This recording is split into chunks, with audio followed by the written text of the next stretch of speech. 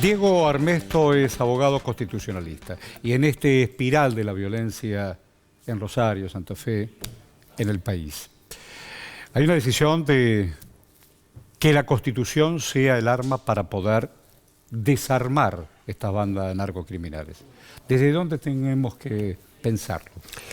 A ver, hay varias cuestiones que creo que son fundamentales tener en cuenta, ¿no? Es decir, en el año 2015 la Corte Suprema de Justicia de la Nación, con una acordada, la 28/15, para que la gente entienda, las acordadas son reuniones de los ministros de la Corte donde resuelven sobre determinadas cosas, estableció claramente que debe enfrentarse el problema del narcotráfico y la actividad delictual vinculada. Es decir, ya en el 2015 se estaba hablando del problema de Rosario. En el 2016, en la presidencia del presidente Macri, mediante el decreto B228/16, se decreta la emergencia en seguridad en Rosario. Es decir, hay una política de Estado que se mantuvo durante el tiempo y después hubo casi una ventana temporal donde se olvidaron de la problemática Rosario. Es decir, nadie se puede olvidar de la triste frase de la ministra Frederick cuando dijo que no había que envidiar a Suiza porque son demasiado aburridos, hablando del tema de Rosario. Entonces, frente a esta situación, lo que sucede ahora es que el grado grave de la inseguridad que existe en Rosario y esta serie concatenada de hechos obliga indefectiblemente que el gobierno nacional tome una decisión.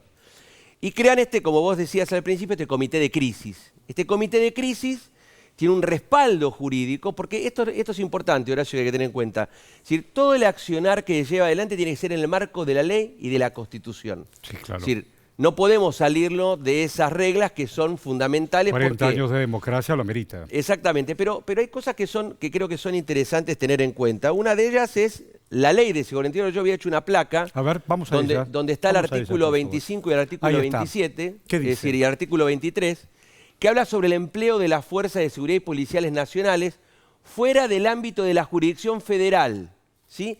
Entonces tiene que cumplir determinados requisitos, ¿cuáles? Cuando esté en peligro el colectivo, la vida, la libertad y el patrimonio de los habitantes de una región determinada, Rosario.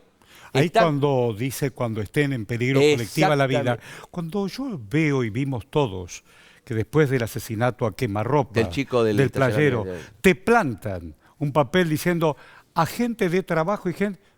Uf, ¿dónde estoy?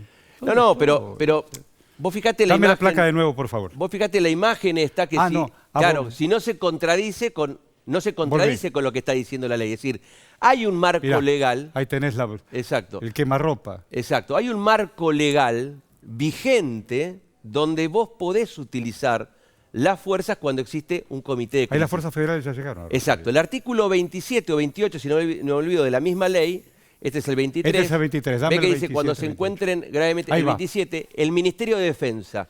Entonces, porque muchos empezaron a llorisquear que el Ministerio de Defensa, que los militares... A ver, dice la ley, y esta es una ley de la democracia, en particular, el Ministerio de Defensa dispondrá, en caso de requerimiento del Comité de Crisis, que las Fuerzas Armadas apoyen las operaciones de seguridad interior mediante la afectación a solicitud del mismo de su servicio de arsenales, intendencias, sanidad, veterinaria, construcción, transporte, así como cualquier elemento de comunicaciones. Es decir, existe una ley, esto es una ley de la democracia, ¿sí?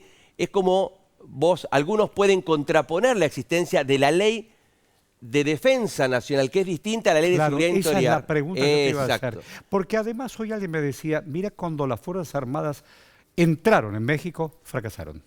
Bueno, la Comisión Interamericana de Derechos Humanos, y esto es interesante, porque el contexto que hay que darle a todo esto es, como te dije al principio, a la luz de la Constitución y de la ley. Total. Entonces, la Corte Interamericana de Derechos Humanos y la Comisión Interamericana de Derechos Humanos en el año 2009 tiene unos estándares establecidos sobre el tema de la seguridad interior.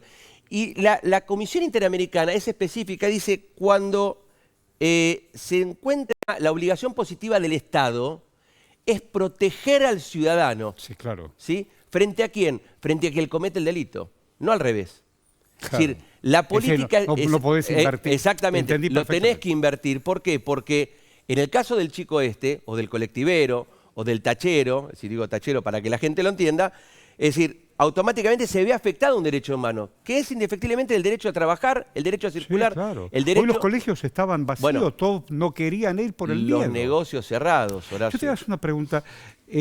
Hoy me decían en el Congreso que la ausencia de jueces federales se viene bicicleteando. ¿Por qué no se nombraron jueces federales? Acá hay un tema también que es importante tener en cuenta con respecto a lo que dice la Corte Interamericana, ¿no? Es decir, seguridad ciudadana igual seguridad humana y desarrollo humano. Fíjate estos dos elementos que se enganchan con ¿qué? Con esto que vos me estás preguntando.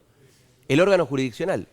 Claro. El órgano jurisdiccional, por eso arranqué hablándote de la acordada del 2015, donde la Corte Suprema de Justicia de la Nación, y no podemos dejar de hacer memoria recientemente la foto de todos los ministros de la Corte con los jueces federales que se reunieron en Rosario, donde la Corte Suprema baja una línea, la Corte Suprema da un mensaje, y donde establece claramente cuáles son los elementos a tener en cuenta por el órgano jurisdiccional.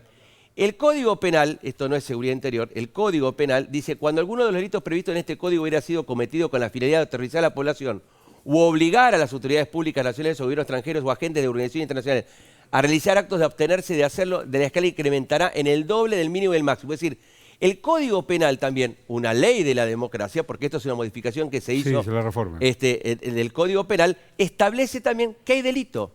¿Dónde hay delito? En este caso. ¿Por qué? Porque las amenazas que se tiran por la calle, fíjate que un colega tuyo, Nelson Castro, sí. bueno, Nelson Castro fue, que esto es lo más gracioso, ¿no? Nelson estuvo en Ucrania, estuvo en Rusia, estuvo en todas las guerras y el primer lugar que lo amenazan directamente es en la Argentina, en Rosario. Sí. Entonces yo creo que estamos teniendo un problema Todos son grave. vulnerables. Y yo creo que hay salidas institucionales que deben ser tenidas en cuenta a partir de la Constitución Nacional. Una de ellas es la declaración de emergencia en el estado o en la ciudad de Rosario y aledaños para que las fuerzas federales tengan todo el poder y la fuerza de la ley para poder llevar adelante la solución a este problema que tiene muchos años. Gracias, Ernesto. No, gracias a vos. Pensar.